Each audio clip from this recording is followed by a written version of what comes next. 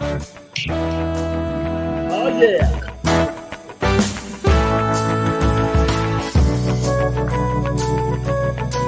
Shake it, Diane. Shake it.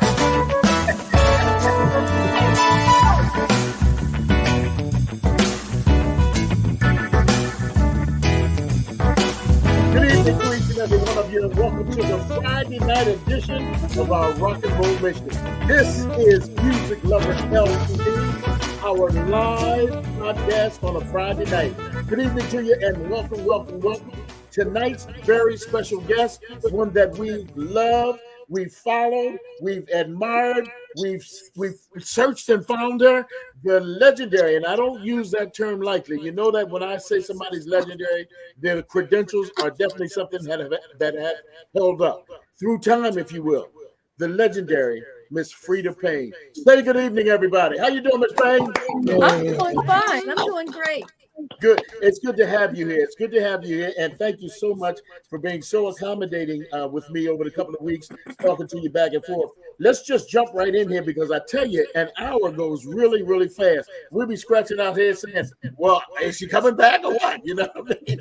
Let's get right on into it. How did your career, and I know that you're not telling us anything hardly that we don't know, but there may be some people that are on watching and listening all over the world, and you're known all over the world. How did your career start? We know that you were born in Detroit, Michigan. Go ahead from there if you would. Okay, well, I was born in Detroit, and my career really started, I think when I got my first professional job on the road when Pearl Bailey hired me. I was 17 years old, and prior to that, back in Detroit, where I was born and raised. Okay.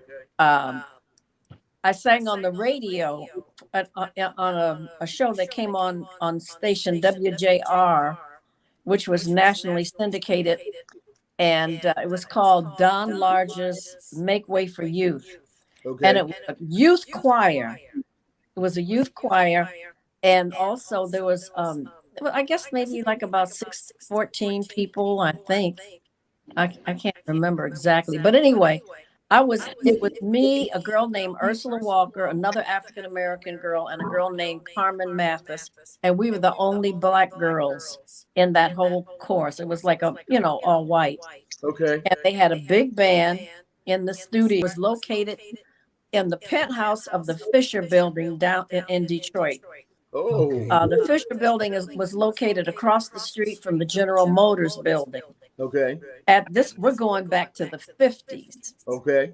I was 14 years old, and I was on that show for 3 years, from the time I was 14 till I was 16.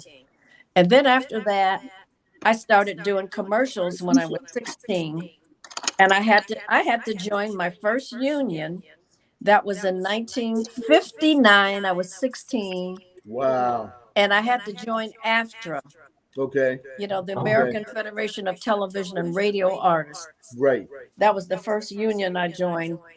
And then after that, I auditioned for Pearl Bailey, who was touring and she had a review. And I auditioned to be a background singer. Wow. And I got the job. Oh, man. At 17. So I was on the road. And then when I came back that tour, that only lasted like a couple of months. And then when I came back, I got a chance to audition for Duke Ellington. Okay. And he listened to me sing. He played for me and listened to me. He said, you know what, Fred, you have a lovely voice and you remind me of Nina Horn, because I was okay. But you were already you were already for her class and her looks and the gowns that she wore. Okay. And so Duke sent a contract to our house for me to sign, and it was for 10 years. And so we had a neighbor who lived right down the street, and his name crap. You just lost it. Oh crap, I shouldn't have touched that. Yeah, we hear you, but we can't see you now. Wait, hold on. All right. Let me get out of this. How do Okay. new group? How do I get out of this? Okay, I'll get back. Okay. We're here waiting. Just keep talking. I You just stay here. haven't touched it. Where are you?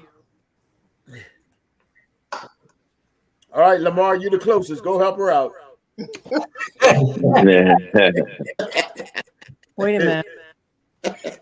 You know what? There's something came up on the screen Okay. from WhatsApp, and I shouldn't have touched it. I was trying to get. Okay, let me find. I got you. I got you. Okay. All right. We're here. There you go. No, I thought it was. Something jumped, but that wasn't it. Jay jumped up. That's who it was. So she's off now. Okay, we'll wait for her to come back on. Wait for her to come back on. Okay. At that age, man, at 17, at all the stuff that she had done at that point, she had already lived a good portion of her life.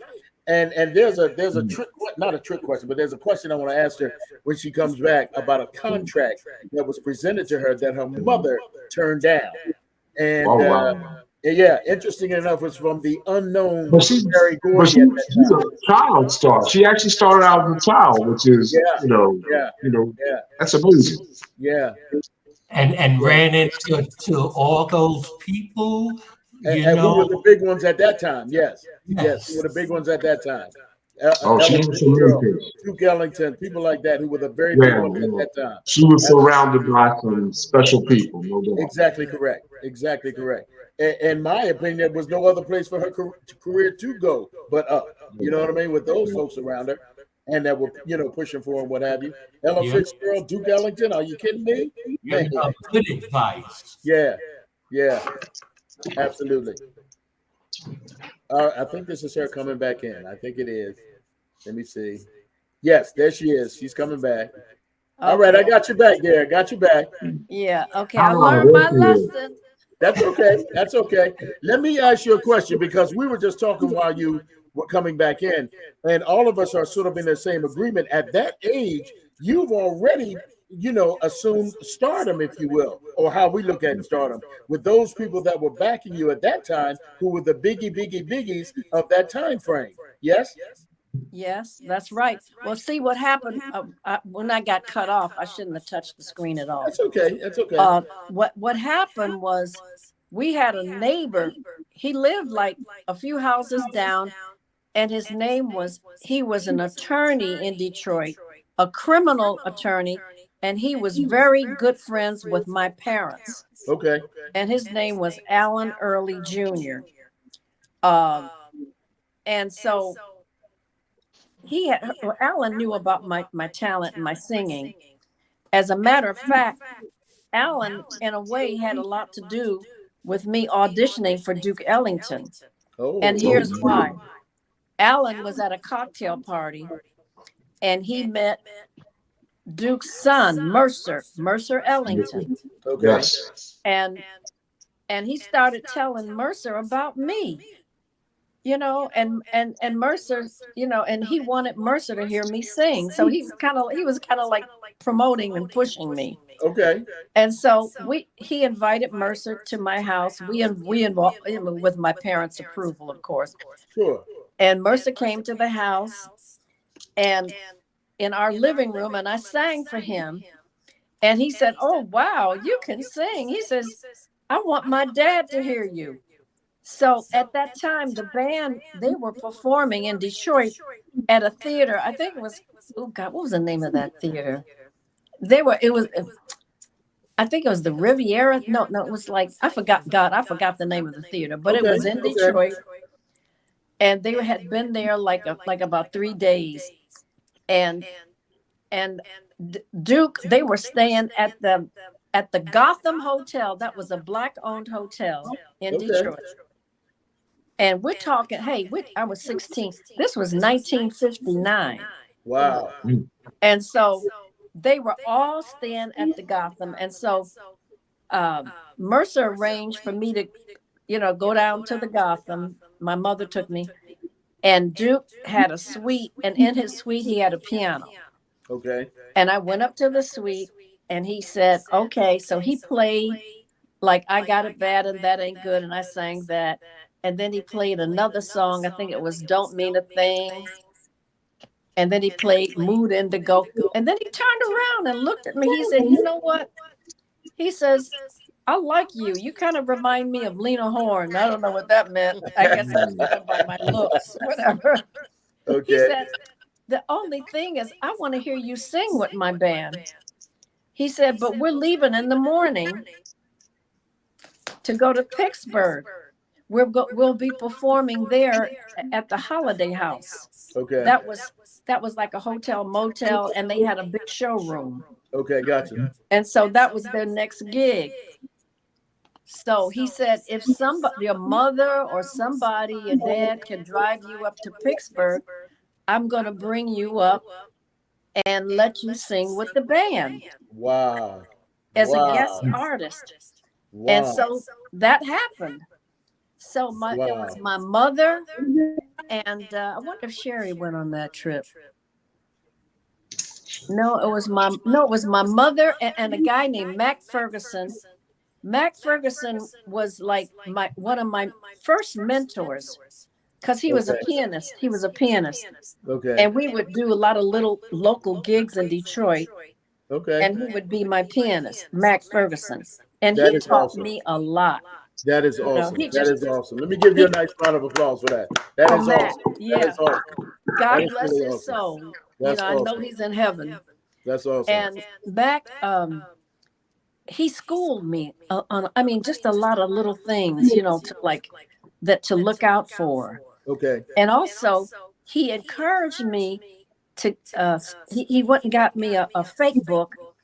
And he said, Frida, learn as many standard songs as you can, because that's going to benefit you. Okay.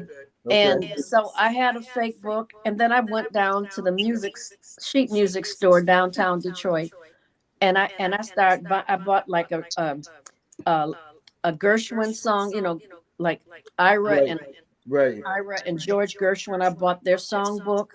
Okay. And then I got a Cole Porter book. Okay. And then I wound up, when I saved up enough money, I got a Rogers and Hart book. Okay. Richard Rogers and Lawrence Hart. Okay. And so I started learning a lot of standards. Okay. And so when we got to Pittsburgh, because Mac went with, it was just me, my mother, of course, and Mac.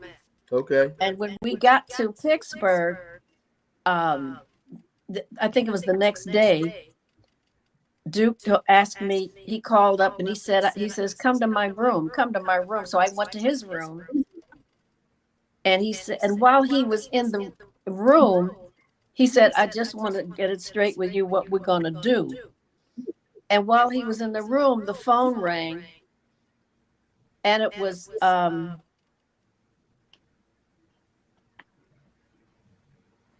who was the guy that wrote Lush Life? Lush Life? Is that what you said? Lush Life. And the A Train. Duke. Wasn't that Duke? No, it was not. No, not Duke for the Cab Calloway? No. Oh, Cab Calloway. Yeah. No. A Train. Erskine. Was it Erskine? No, but listen, I'm having a senior moment. Oh no! What's wrong? It was. It's all yes. Huh? It wasn't Erskine. Erskine Hawkins. Anybody got a cell phone? Say, who wrote Lush Life? I'll do it, but I thought it was Erskine Hawkins. Oh no. Okay. Billy Strayhorn. Billy Strayhorn. Wow. I'm sorry. My memory. That's all right. That's like the professor got us. That's why we got the professor on the phone, because I have a book about Billy Strayhorn. He didn't write it. Somebody else wrote it. And it was Billy Strayhorn, and he was. I knew who Billy Strayhorn was. It was like. Because I'd heard about him, because he was like, they said that Billy Strayhorn was Duke's right-hand man. Okay. Mm-hmm. He wrote A Train. Okay. And he wrote Lush Life when he was 16 years old. Wow. And he was also known as a gay man. Okay. So you know when you listen to those lyrics, I used to visit all the very gay places. Those come with all those very gay places. Right. Those come with gay places. This was life from jazz and cocktails. The boys I knew had sad and gray faces with disengaged traces that used to be there. You could see where they've been washed away by too many through the day. 12 o'clock tales. Then you came along with your siren song to tempt me to madness.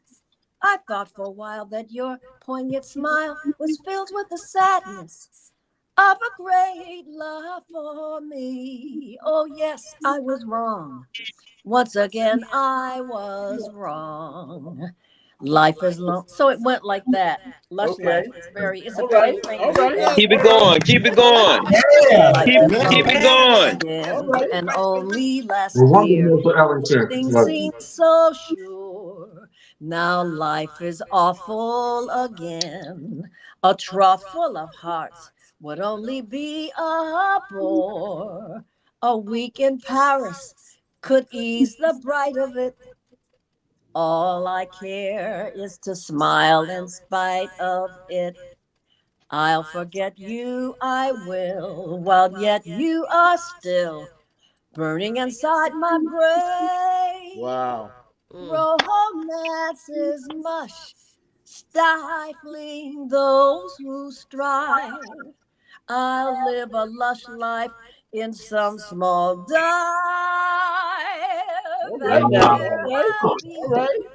Till I rot with the rest of those whose lives are lonely too. Let's give it up, y'all. Let's give it up.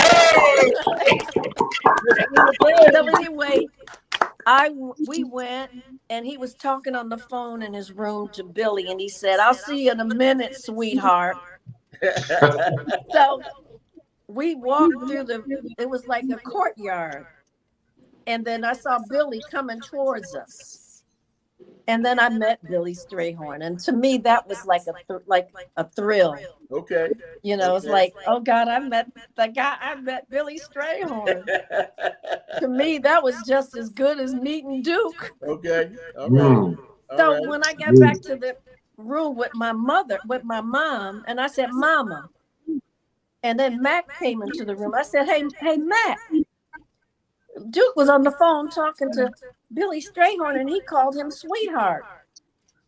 I said, "What does that mean?" He said, "Oh, that's just some musician talk." He was trying to cover up. Yeah. We do better later. So that was my Duke Ellington experience. That's awesome. Let's give a nice round of applause, you guys. Let's give a nice round of applause. So I worked with Pearl Bailey and Duke Ellington all in the same year. That's awesome. That is awesome. We're gonna thank you for sharing that with us too. And let me say this. Let me get this out of the way right now. The things that you said and that singing that you just did are not things, and I'm sure you'll agree with me, not things that you're going to find on the back of an album cover or in the inside of a CD. These are things that either you have to talk about, or we, the listening audience and your fans or whatever, get the full meaning and the full understanding of you. And we thank you for that. We thank you. Let's give another round of applause for that. Well, you know what? I wrote a book. Really? It's on my memoirs. I wrote a book, my memoirs. It's called Band of Gold, a memoir by Frida Payne, and co-written by Mark Vigo. But it's all my story and my words, you know. Well, let me show. I'll get it. Let me show it. Okay. I got it right here. Just go right on, babe. Just go right on. That was one of my questions. You answered that already. I got it. I gotta promote. Okay. Oh, please do. Yes. Okay. Well, we know one thing. Drew and the professor got it written down, and they'll share it with us. No doubt. Very nice. Very nice. All the stuff I told you, a lot of it is in the book. Okay. Yeah, so far. So Okay. I'm still talking about, you said, talk about my beginnings. How did I start? I'm still working up. So then after all that, I turned 18. And then when I turned 18, I went to I went to New York. My mother, I'm surprised she let me go. And when I got there, I stayed at the YWCA. Oh. And at the and then I met a lady. I met some friends. I made some friends because I was hanging out, and I happened to be dining at a restaurant called Sapphires, and it was in Manhattan, and it was on West 48th Street between Broadway and 8th. Okay. And it was Black owned. It was owned by a guy by the name of Danny Sims. Danny Sims, at his time, he became legendary himself. Okay. He was, he owned that restaurant. He was kind of like a gangster too. I'll put it that. I'll be frank. They're playing in New York, that's for sure. To really make it, especially in New York. Right. If you can make it there, you can make it anywhere, but you got to be tough. Exactly. So anyway, I was dining. I was with my friend, with my, I had a move from the Y, and I met someone, and I had a roommate. And she was a registered nurse, Carol Preston. We're still friends to this very day. Oh, that's awesome. And she's only about a year older than me. But anyway, Danny came over to me, and because he had heard that he got to know me a little bit, and he knew I was a singer, and I think he had heard me sing too. Okay. And he said, "Guess who's sitting over there? And I think you should meet him. He, maybe you could work with him or do something." And I said, "Who is it?" He said, "His name is Quincy Jones." Oh. And he said he's got a big band, and he's performing over on the east side, at a club called Basin Street East. Okay. So he took me over to where Quincy was sitting. He was sitting there with with a gentleman by the name of what was his name? But Jerome Richardson. Okay. Jerome Richardson. And I guess they were hanging. They used to hang out together. So I was introduced to Quincy, and Quincy instantly became enamored with me. And then he said, "I want you to come. I would love to invite you to come to Basin Street where I'm performing. I'll be there for another week." And he says, "I want you to hear my band." So the next night I went to Basin Street East, and he didn't invite me up to sing, but I just sat there and I listened to the band, and okay, and we kind of like started hanging out. And he said after his two sets were over, he said, "Let's go and get something to eat." So he took me to a place on the east side. It was called the Brasserie. The Brasserie. Okay. And when we walked in there, it was like nothing but white people. And I mean, this was back in the day when the women wore like sable stoles and wore all their jewelry, diamond rings and necklaces and I mean real stuff. Okay. And chinchilla stoles and stuff. And I was like, "Oh wow, this is high cotton." So anyway, we sat down and he ordered something called steak tartare. Yeah. And he said, I said, "What is that?" He said, "Oh, it's ground raw beef, like sirloin, ground raw beef." Right. And he said, but they put, they mix it up with a raw egg, caper, minced scallots. What else goes in that? Salt, pepper. Right. Some other stuff goes in there. Capers, I mentioned capers already. And I tasted it and I loved it. Okay. And so he kind of introduced me to some, foods that were unlike anything I'd ever had before. Okay. And So one thing led to another, and he also, we went to another little club, night spot that was a jazz spot, and he said, "Why don't you want to get up and sing? I want to hear you sing." So I got up and sang, and the song I sang was "If I Were a Bell."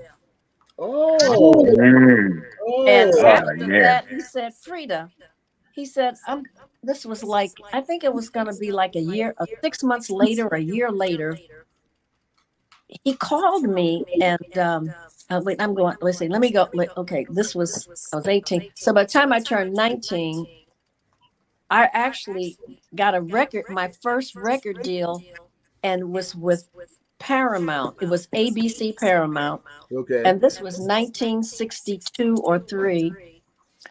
And they put out a single on me called "Slightly Out of Tune," which was the lyric version to "Desafinado." Okay. And Stan Getz had just had a big hit on the instrumental. Okay. And somebody put lyrics to it.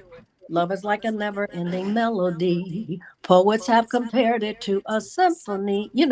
A symphony by the lightning of the moon. But our song of love is slightly out of tune."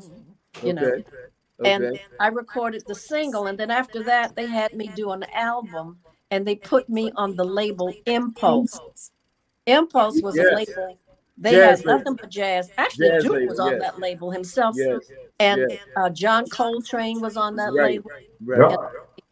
So my first album was entitled "After the Lights Go Down Low and Much More." There you go. Yeah. So Quincy heard about the album, and I think he probably got it a year later. This was after, that first initial meeting. And then he called me up and he booked me to perform with his big band at the Apollo Theater. And this was 1964. Okay. And and it was a whole week engagement. And what it was Billy Eckstine headlining. Quincy Jones Orchestra backing him up. Okay. And also the comedian, they always had a comedian, Red Fox. Okay. Red Fox was a comedian, and I was the girl singer. Okay. And that was the show. That's and then we did a week there at the Apollo, and then we left the Apollo and all of us flew to Chicago, and we played the Regal Theater in Chicago for one whole week. Okay. And that was when I was 19, I think 19, or probably going on 20. By then I was 20. I was 20 years old.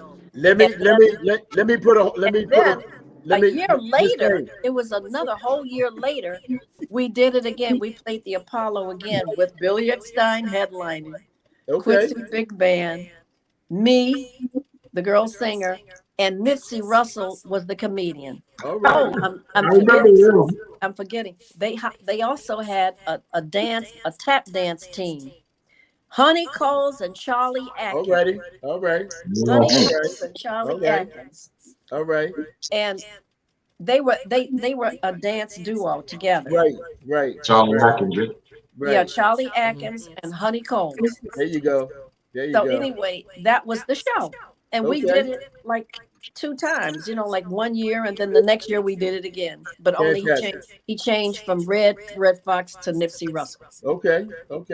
Well, listen, I think all of us will agree, and we've all talked, that you have had an exciting and a fantastic career. But I got to tell you this. If I don't let the rest of these guys get a question into you, then my name is going to be worse than mud before we get out of here. Any questions? I didn't know my one question was going to take a half an hour. I didn't know that. Okay? So, you guys, Drew, go ahead. Start off with Miss Payne. Miss Payne, thank you so much for sharing these stories. I didn't realize your career was so extensive. I mean, you're basically a child prodigy since you started so young. I applaud you, and I am in awe of you. But you spoke a lot about your singing career, but you also had a television career. You acted. You're an actor. That's right. I And hadn't I got to was that not yet. aware that he was in the Nutty Professors. So me and the old lady, we said, man, we got to pull that up again, man, and check that out. But I mean, the Nutty Professor, Ragdoll, Fire and Ice.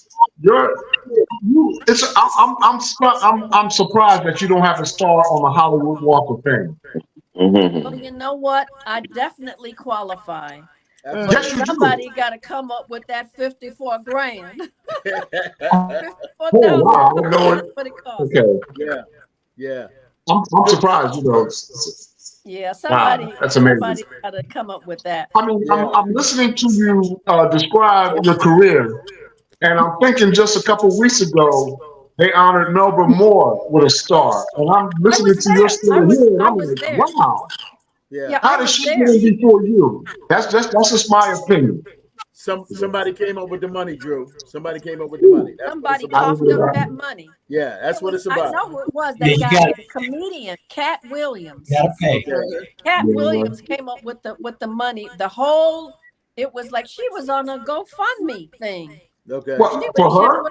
Cat Williams did that for her? And she told me herself. She said, because Melba and I are friends.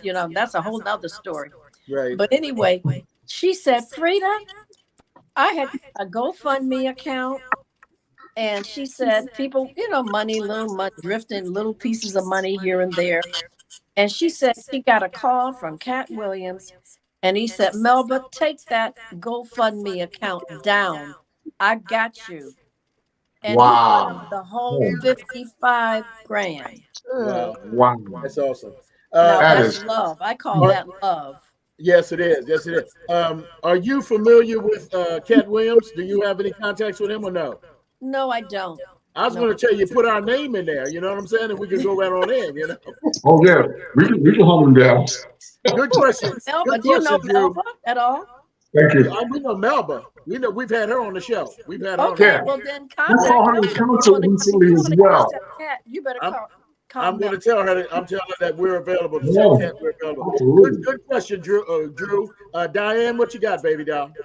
Miss Payne, I've read that you. Congratulations, first of all, on your Lifetime Achievement and Legends Award from the Women's Songwriters Hall of Fame. Congratulations. Thank you. And I want to say your song, Bring the Boys Home. Listen, everybody wanted that song. Okay, my grandmother made me go buy it for her because both of my uncles were in Vietnam at that time. So, I had cousins, friends, everybody. So everybody, I think that was the best song of that time. Yeah. It was a blessing for me because I was at that time, I was with Holland Dozier in Holland. Right. And I was signed to Invictus Records. Right. And this was coming off the heels of Band of Gold being a big success. Mm-hmm. And exactly a year later, and they were saying, you gotta come, we gotta get you another hit. And they called me in the office one day and played it for me. They had a demonstration. And when I heard it, it brought tears to my eyes. Okay. I felt it was a spiritual thing. And they said, we want you to record this song. So they took me in the studio, I think the next day, and we cut it. Wow. And 2 weeks later, they got a telegram from Washington, D.C. saying that Bring the Boys Home will not be played in South Vietnam because it's giving aid, comfort to the enemy. Now that was a damn, I guess I'm going to say that was a damn Really? Because you know what? It was doing the opposite. It was giving comfort and aid to the soldiers. Okay. Not the enemy, the soldiers. Okay. Do you know how many times? Do you know how many times over the years former Vietnam vets have walked up to me and thanked me? They said, Frida, Bring the Boys Home got me through it. When we heard that song, and the fact that they were banding it made it even more popular. Exactly. Yeah. So, they played it anyway, Yeah. Yeah. They said that song helped to get them through because they knew that somebody cared. Exactly. Exactly. Wow. Exactly. Great question, DD. Great question. Kevin, what you got, bro? Good evening, Ms. Payne. Thank you for joining us this evening. Question asked you. I live over on the East Coast in Delaware. You spoke about doing a show somewhere in Detroit. Will you be coming over here, like anywhere near Philadelphia? Because I live like maybe 50 miles. Well, from you know what? You obviously you missed it, but I was in the Ella Fitzgerald play. It was called Ella, First Lady of Song. And we played the Delaware Theater in Wilmington, Delaware. Oh, wow. Oh, well, I could have went to that. That's I only know, 10 but miles. this was back. Oh, wow. This was in 2000. Let me see what year. 2018. So that was a way Oh, back. yeah, it's been a while. Wow. Yeah, because the last time I did it, we did it again in 2022, but that was in Rockville Center, New York. Okay. It was in at the Malloy Theater in Rockville Center, New York. Okay. Good question.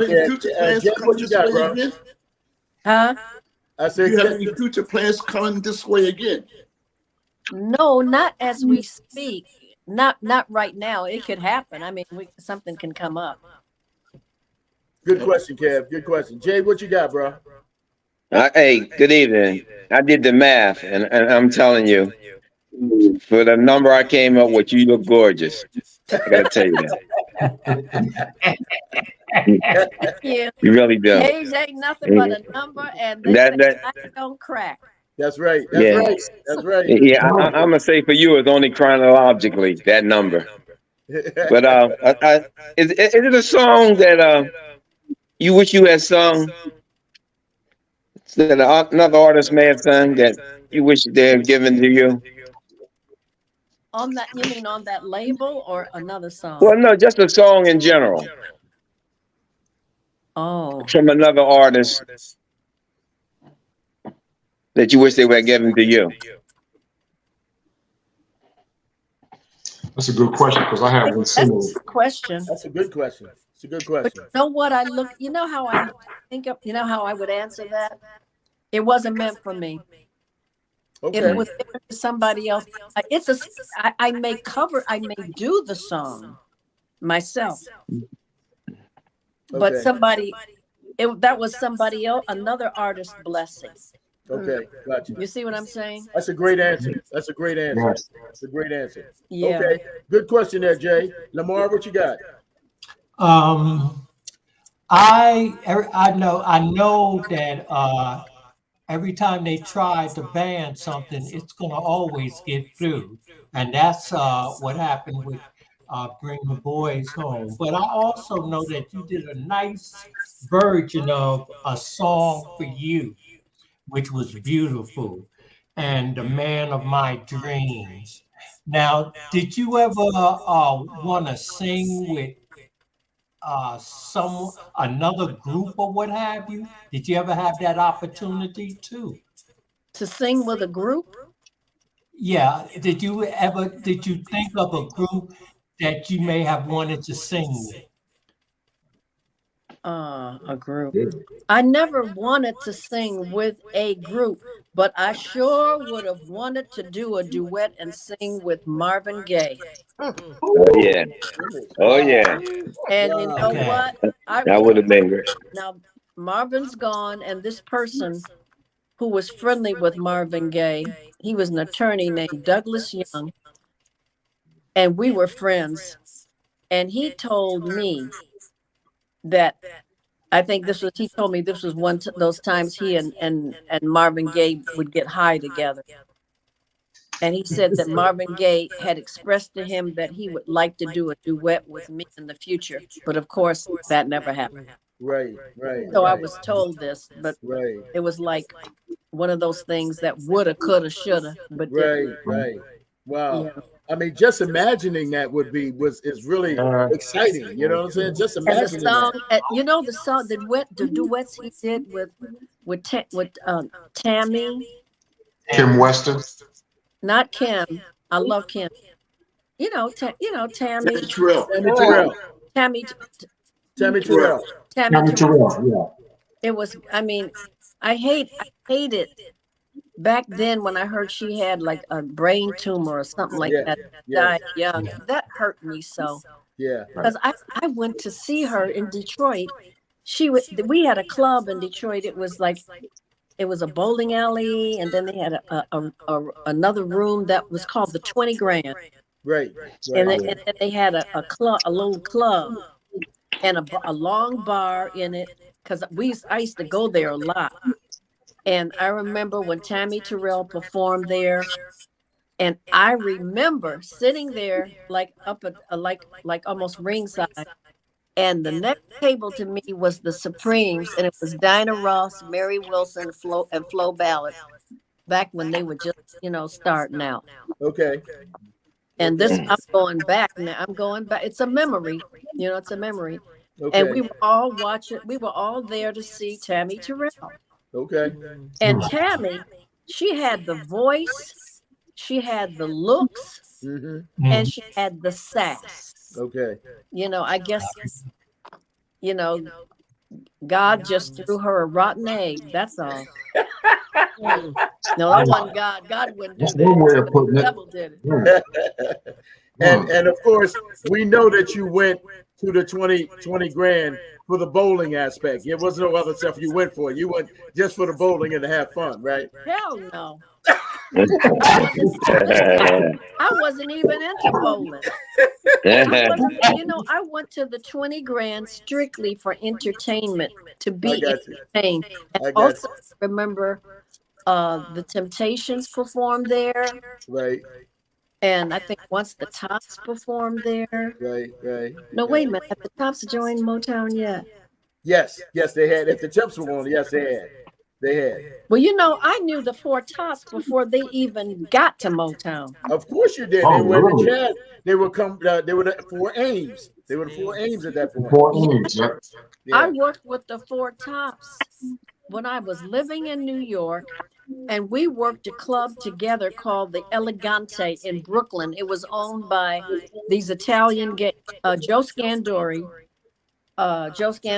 It was an Italian supper club, but it was on Ocean Park Avenue in Brooklyn. And Joe Scandori, who later became my manager, by the way, and that's where Flip Wilson got his start. Okay. He first worked at the Elegante. Or that's when I first met him. He was a featured comedian there. Okay. And the Tops. What happened? I lived uptown, like on 103rd, and I would take a taxi down to West 58th Street, where the Tops were all staying at this apartment. And I would get in the car with them, and we would drive to Brooklyn, where I performed at the Elegante. Okay. I love them. I love Obie. I loved Obie because he was always smiling. Okay. He was always smiling and cracking jokes. And Lawrence Payton, he was a sweetheart. And Levi was just Levi. But and you know something, Levi was the lead singer and the best singer. He was the signature voice of the Four Tops. Yes, he was. Absolutely. And it broke my heart when Obie Benson died. Yeah. It broke my Yeah. And Lawrence Payton too. All of them. I knew them before they even. I'll tell you. Wait a minute. Going back to the Apollo, I forgot to mention it. It slipped my mind. This was the second time I worked at the Apollo with the Quincy and his big band, but he also hired the Four Tops. Okay. I forgot that. That was a mind stuff. That's all right. Yeah. And this was the second time, and they had just recorded "Baby, I Need Your Lovin'" on Motown. Okay. And Berry Gordy was in the audience, and they introduced him and brought him up on stage to say, "This is the man we recorded with, and this is the song that is on Motown," and the rest is history. Okay. All right. This is the kind of thing, as I Great said to you story. before, and before I go to the professor, because the professor got to get in here too. But this is the kind of thing why we do this on Friday nights, because it's stories like that. Like I said, you're not going to find these stories anywhere, and they're great stories for us oldie lovers to hear about. Professor, go ahead. I read that you did a Broadway play, Hallelujah Baby. Yeah. Would you consider going back to Broadway? Oh, absolutely. Broadway is hard work, and it's like not the greatest money, but it's not bad money or anything like that. But I would love to go back to Broadway. That's like my bucket list to go back to Broadway. I was Leslie Uggams' understudy, and this was 1967 going into 1968. And I was the only understudy to ever go on, and I did her role on Broadway 5 times. Wow. 5 Wow. times, not one or two, 5 times. That's awesome. So I performed a lead role on a Broadway stage back then. Yeah. Okay. Well, good question, Professor. Good question. We've done a lot of research on you, and I'm telling you, and I don't mean to be redundant, but your life story is truly amazing. Let me just ask one quick question. Maybe you can answer pretty quickly before we run up against the time frame. How is it that your mom turned down a contract by Barry Gordy with him not being known? How did that happen? Well, I'll tell you exactly how it happened. My mother read the contract, and then she took the contract to let our attorney, Alan Early, who was also our friend. He read the contract. And then they came to the conclusion my mother had questions. So when he came to the house, now, mind you, this was before he formed the Motown label. Right. And this was just about the time, I think he was just getting ready to form it, I think, with his sisters, Tamala. And my mother had questions. And she said, well, he wanted, I think, something like 20% commission management. I think it might have been 25%. Okay. And then, like 20, it was a high percentage. I'll put it that way. And my mother said, I don't like that. I don't agree with that. She says, but Barry, if my daughter has to fly somewhere to get to a gig, who pays for that? Says your daughter. She said, when she stays at a hotel and all that and has to eat and everything, who pays for all of the hotel bill? He says, your daughter. I said, Barry, what about if my daughter needs to buy gowns for her appearance? Who pays for that? He says, your daughter. She says, well, what does that leave Frida? My mother was just smart. Okay. Your mother was very intelligent. She was a smart woman. Okay. And my mother said, I can't go along with that. That doesn't make any sense, Barry. Okay. He said, but I can make her a star. The thing is that you go ahead and do this now, and it'll pay off later. And my mother just didn't see it like that. Right. I agree. And guess what? He wanted, and this is well known because it's been written about in other people's books about Motown. You either had to sign that contract without any negotiation change. Oh, wow. Take it or take it or leave it, baby. It's my way or the highway. Okay. Barry was my way or the highway, and he was that kind of person. Okay. I've heard that from, as you said, from some other artists and what have you. It was just interesting how he got where he is. Yeah, and I can't. You know what? When we look at it, look what it did for those artists. Yeah. It's like signing up to be a slave And then you wind up saying, oh, but one day we're going to own the place. Yeah, But you don't know that in the beginning. it's true. You know, That's true. at least give me some encouragement, a sign of being fair. Yes. Agreed. And then I remember the second time it came around. Now this one, my mother I was 14 when she had that conversation with Barry. And then it came up again in 1965 when I was in England and I was performing at a club, a private club in Manchester, England. And I saw in the paper, the Motown Review was at this old theater, the Motown Review. And I called up the theater. And the guy at the theater, I said, is Barry Gordy there? He said, yeah, he's right here. And I got on the phone and Barry said, oh, Frida, what are you doing here? I said, I'm working over here. He said, well, come and see the show. So I went to see the show the next day. And then Barry had invited me to see the show. And that's when I saw Diana Robb, met Diana for the first time and blah, blah. And Mary and Flo and then Smokey and the Miracles and all of them, and Okay. little Stevie Wonder. Right. And I Right. saw little Stevie, but he was like 12 or 13. So Okay. anyway, he said, Frida, when you get back to Detroit, when are you coming back? I said, oh, in a few weeks from now, about a month from now or 2 or 3. So when I got back, he says, call me and maybe we can do something. So by that time, he had Motown and they had acquired some success. So that's when it came up about the contract again.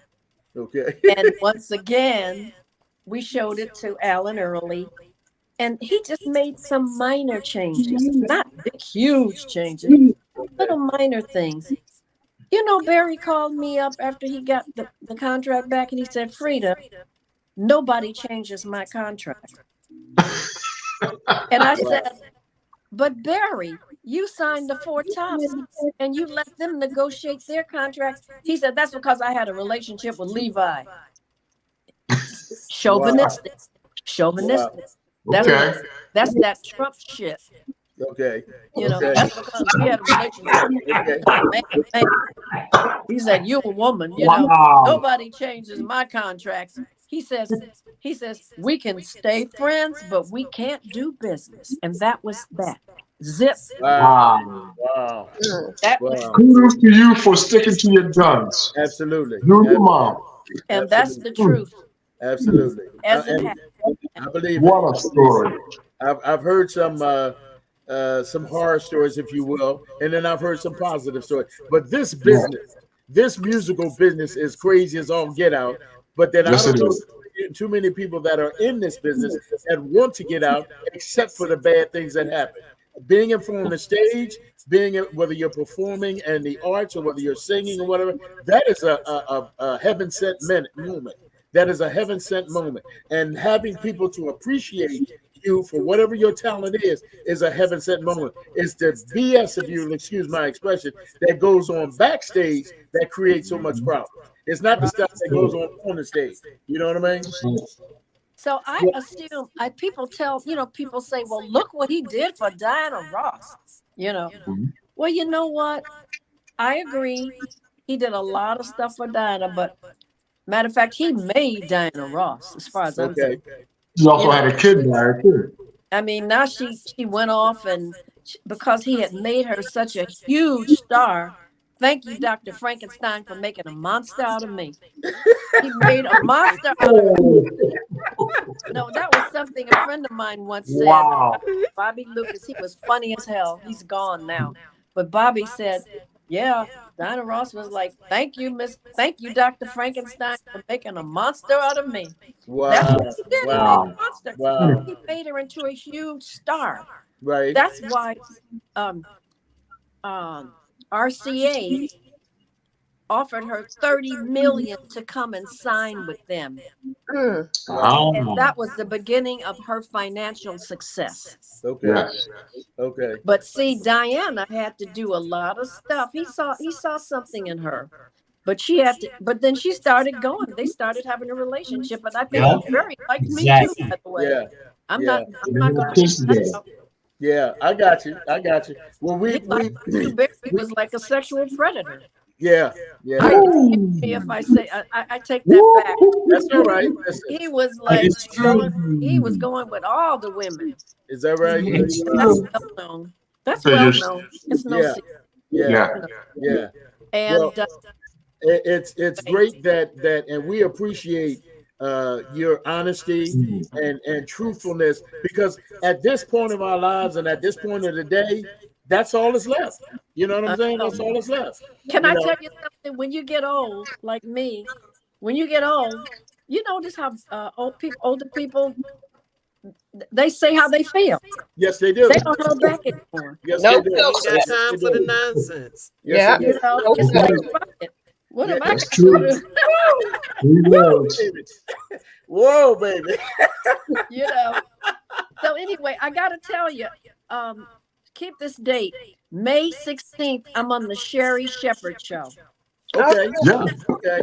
Right. 16th. We got it a down. little We over got it 2 down. weeks or more from now. I'm on the Sherry Shepherd. Okay, we got it down. And listen, we got about 3 minutes left. So everybody, real quickly, you want to say your goodbye? Go ahead, Drew. Ms. Frida Payne, thank you so very much for sharing those stories. It is amazing, especially the ones about Motown, the inner workings of Motown. It's your career. I may start a GoFundMe page to get you a star on the Hollywood Walk of Fame. Okay. I mean, Well, you know something, what I have to say, and I appreciate what you said about the star on the Hollywood Walk of Fame. I'm not rich. I don't have Diana Ross money or, but all I got to say is that I'm here. There you go. I'm Yeah. here. Like There you go. in Color God Purple, bless in the song, I'm here. There you go.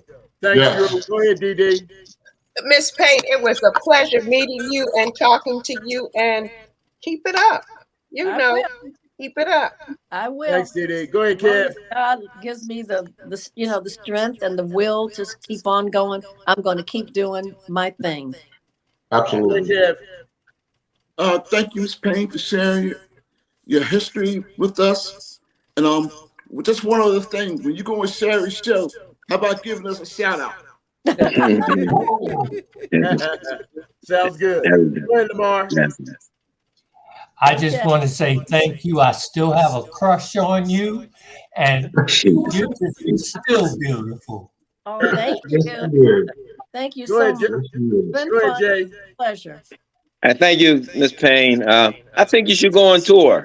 I really think you should go on tour. You do us all a favor. That's not bad. I'm still game for that. There you go. Professor? Thank you so much for joining us. It's really been a pleasure and an honor, and we hope you can come back maybe and share some more. And incidentally, where can we get your memoirs? Yeah. Oh, Amazon. Got it. Amazon. You can go to Amazon Prime, Amazon. Also, I have a website where everything is on my website. It's called IamFridaPayne.com. Okay. IamFridaPayne.com. Everything, like where I'm going to be next and all that stuff is on there. Cool. Thank you. Good. Well, I want to thank you for spending time with me over the past week or so, talking with you. And tonight, some of the great stories that you shared with us. I thank you very much for that. I also want to commend you and hope that you do very well next week in Detroit. And I know that you will. And we will be in touch. I'm going to call your sister in a little while, not today, but in a little while. And share some of those stories. And anybody in this business that you think would love to be on this show and talk with, please share that with me. Please share. I will. You take care, gorgeous, and we will talk to you very, very soon. God bless you. Thank you. Love you, Steve. Everybody out there, thank you so much for joining us. The legendary Miss Frida Payne joined us tonight. She looks great, she sounds great, and be sure to go to her website and see what she's doing so maybe you can meet her by plane. Everybody on Music Lovers LTD, thank you so much. We got about 30 seconds, so let's groove on out here. You guys have a great weekend. Love you all. Next week, be sure to tune in, 9 o'clock. we have Mr. Marvin Jackson. From who? From the Independents. They're going to be right here next week. Tune in with us, all right? Come on now. Let's ease on out of here. Okay, Where's bye. my music? Where's my music? There it is. Come on now. Good night, everybody. All right.